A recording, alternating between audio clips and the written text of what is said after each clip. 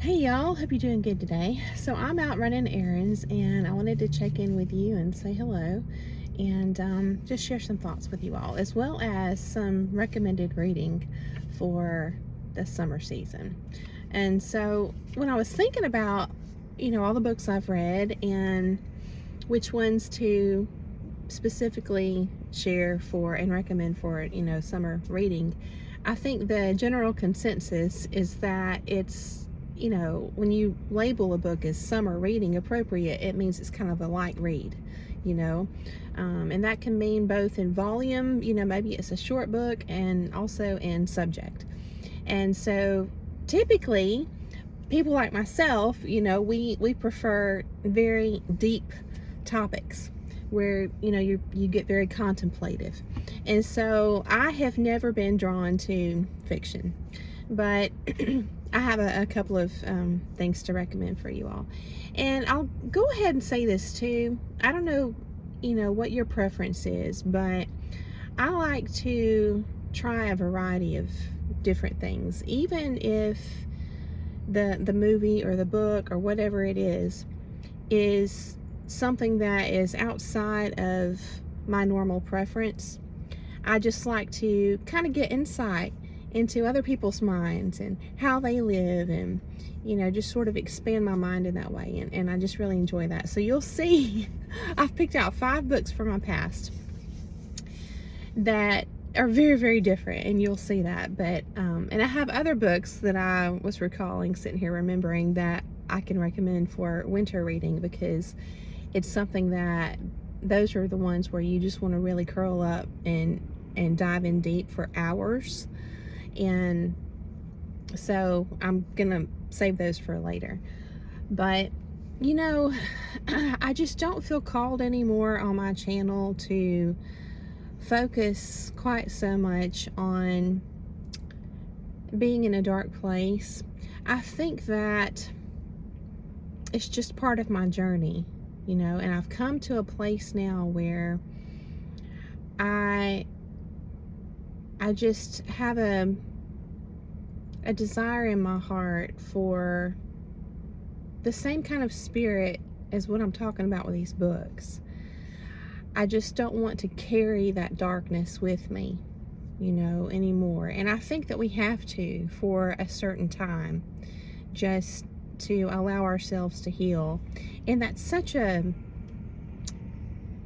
kind of an elusive process, the whole healing journey, because it's not something where you can just take a course and go through a group, or a therapy group, or whatever it is, and just check off some boxes and it's like you're good to go. It just doesn't work that way. The heart is quite the mystery, and it heals in its own way and in its own time.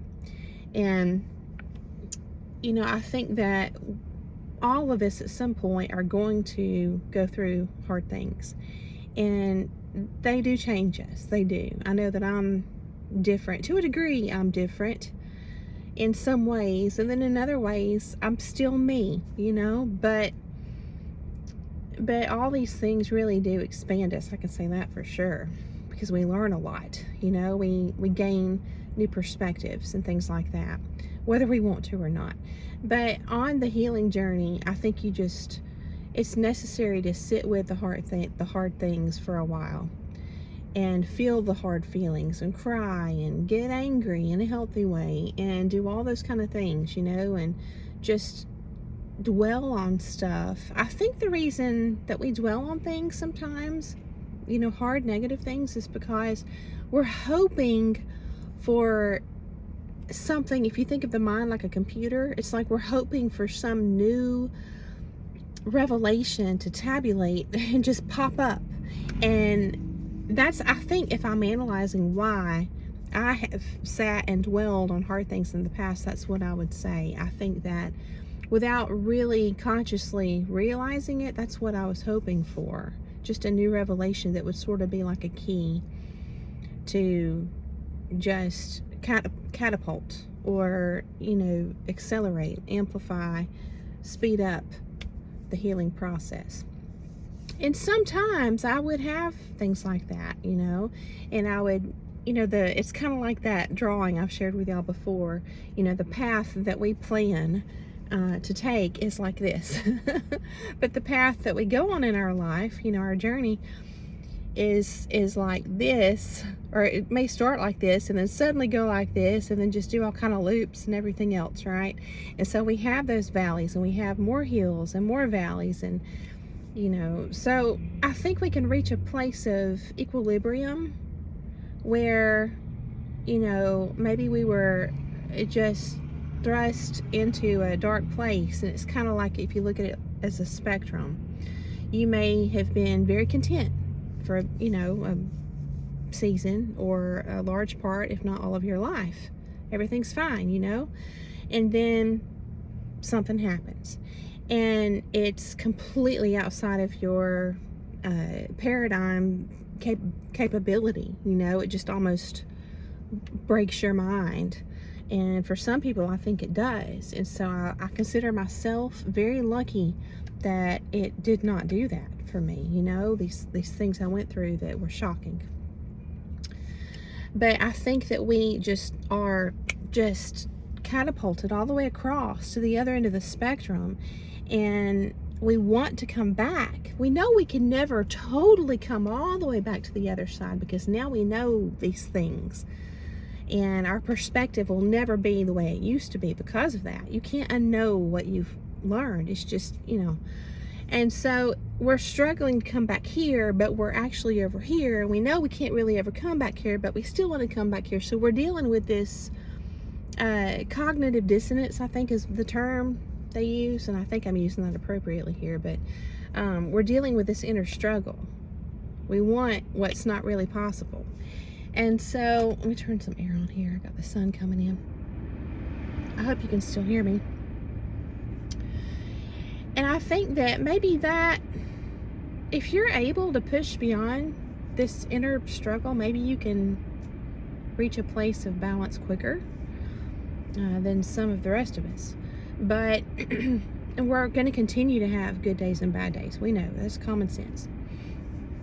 But I think that, and I've said this before, a sign of healing, in my opinion, is that you have less and less bad days and more good days. And even you don't even fight when you have a bad feeling or a bad memory, and you don't even fight crying. You just allow some time for it, or whatever it is. You allow time to acknowledge it, and you sit with it, you journal it, whatever it is. You write about it, you talk to a friend about it, whatever it is, having a healthy outlet, and then you move on. And so it's kind of like the hard stuff takes up less and less time in your life. And to me, that's a big sign of healing. Now, and I don't know that we're ever gonna, get to a place where it's just not present whatsoever. Maybe. But to me, if you can get to a place where it's not present much at all, that's great, So I've rambled enough. I hope you're doing really good. And I'm, as you can see by my recent videos, I'm just really wanting to focus more on, lighter things and positive things. And so I still hope my older videos are helpful, depending on where you are in your journey. I think it's nice to have someone to understand things when you're in the valley, in the dark part of the journey, the walk, and just to feel like someone understands and they're sitting there with you. They're not trying to move you out of it, which a lot of people, they mean well, but they don't really understand, and so they're trying to just give you a quick fix and pull you out of it, and that just, I think, can keep us stuck there even longer. So I hope that some of my older videos where I really just go deep and talk extensively about the hard stuff, I hope that gives you comfort, in that it's like me being there with you, while you're in the valley, doing whatever you need to do to process and heal. But right now, I'm just called to focus on the lighter things. Cooking, trying to make different meals, and try my coffee different ways, and just sharing some of my art and, poetry. I used to write poetry back when I was like 12, 13 years old. It was something I really loved to do. And I like to read it too. I love art, anything creative whatsoever. And so it just, for whatever reason, was on my mind to share some books today. So I'm going to go ahead and wrap this up, share that with you all. Okay, so some summer reading book ideas for you. In no particular order, but I came up with 5. There's a book called Peaceful Warrior, or maybe it's The Peaceful Warrior, but it's by Dan Millman, and they actually wound up making a movie about that, and I think it's called by the same name, but I don't really remember. I'll check and put in the description. But Peaceful Warrior by Dan Millman, the book was really cool, and the movie was too, but the ending was very different in both. And so I would be really curious to know what you think about the ending I think it was in the book.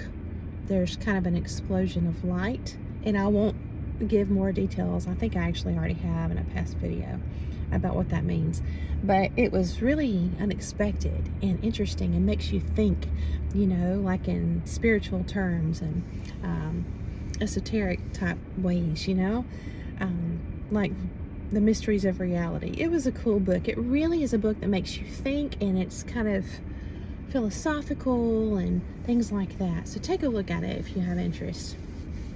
The other book is Be Here Now by Ram Dass. And this book is heavy in a way. Part of it is, but it's kind of also just an easy read. And so it kind of details out his experience of being in college, and then being, I think, a part of the academic team and the research they were doing in psychology, and then they started to get involved in, what's it called, psycho something type drugs, I forget. Yeah, I'm certainly no expert. It's just really interesting. Be Here Now, and it's just talking about his experience and his friends, their experience of being able to get a glimpse into the spiritual reality, that coincides with ours, but we're just blind to naturally, right? And so I'm certainly not promoting drugs or anything like that, but it was really interesting. And again, kind of a really easy read. I really enjoy autobiographies. I'd like to read more. I've only read a few. I also enjoyed, I didn't write this down, but what's his name? I'm just drawing a blank right now. Wayne Dyer. One of his books, I think I've read about 3 of his books, and one of them was really more like an autobiography, and I really enjoyed that too, but I don't remember the name. If I find it, I'll put it in the description. But another autobiography that I just randomly picked up many years ago is by Paula Deen. And I don't even watch her shows. I never have, or know anything about her cooking or her anything, but I just randomly picked up this book, and it was the audiobook version that I got, and I really enjoyed hearing her story in her voice. I thought that was really cool. So it's called Paula Deen, It Ain't All About the Cooking. It Ain't All About the Cooking. And she talks about her struggles, her life struggles, and that was really interesting to me because she suffered from, I think it's called agoraphobia, where she didn't even want to leave the house and for a long time and stuff like that. Just, you just kind of wonder what other people's experiences are like and stuff, and it was really interesting to me. So there's one. And then there's a fiction book, which I rarely read, but this one was just an easy read, and even if it's a fiction book, it still gives you an idea into other people's minds and perspectives and things like that. All that will expand you, and I think that's a great thing, because that way we can relate to one another more and understand where, each one of us is coming from. And all that's going to do is just create the perfect opportunity for us to, for the golden rule, to love one another. So the book is by Jane Green, and it's called The Beach House. And it's just really interesting how she made this decision to open her home up to guests and all the different things that transpired and the different kind of people that come and stuff. And it was just an easy read and just a lighthearted read. So that's something, you might want to look into. And the last one I want to share is Zen and the Art of Happiness. And I've shared this before, and this is by Chris Prentice. Super easy read. I actually took this to the beach many years ago, and read it in a weekend. So, but it's very inspiring. That's the number one thing I took away from my experience reading this book. It's super inspiring. And so this is one that I think no matter who you are, where you're coming from, what you believe in, whatever it is, I think this book can benefit you. He also shares some of his own personal experiences. And again, that's so valuable. And I have so many stories, real life stories, that I have been debating for a long time on sharing, but they're different. They're very, I don't know. I don't know. I'm kind of sitting with that, but I do have some pretty wild stories. I've never lived a wild life, but I have seen and experienced some wild things. So I've debated on that, just growing up and just different people I've known and stuff like that. And none of it would be to in a negative light toward anybody else or anything like that. Just crazy stuff. But anyway, yeah, he talks about his experiences, and they're kind of the things he shares in that book. I've actually read it more than once, but it's been many years still. Is he shares sort of like synchronicities, things that the way he details them out in the book, it's like even the reader can draw the same conclusion that he did, in that there's no way these things were just mere coincidence. And that's cool. So it's just a neat book, I think. Zen and the Art of Happiness by Chris Prentice. So I hope that this has been interesting for you, enjoyable. And again, I just wanted to stop and say hello and touch base with you all. And I'd love to hear how you're doing or what you're up to. If you're dabbling in any new hobby or just anything you want to share that's on your mind, I would love to know. And I just would encourage you to try to find that place of peace within you, of balance, where you're not engaging in an internal struggle. If the feelings come, let them come, and then let them go. It's kind of like in your heart, let it be like an open window, or door, where the feelings can come and go, and then it's sort of like you're not attaching to them, but you're also not fighting them either. And I think that puts us in a flow state. And when you're in that flow state, there is no inner friction, and it allows for expansion and creative ideas and inspiration and healing. So thanks so much for listening. I hope that you have a beautiful day, and I'll see you again very soon.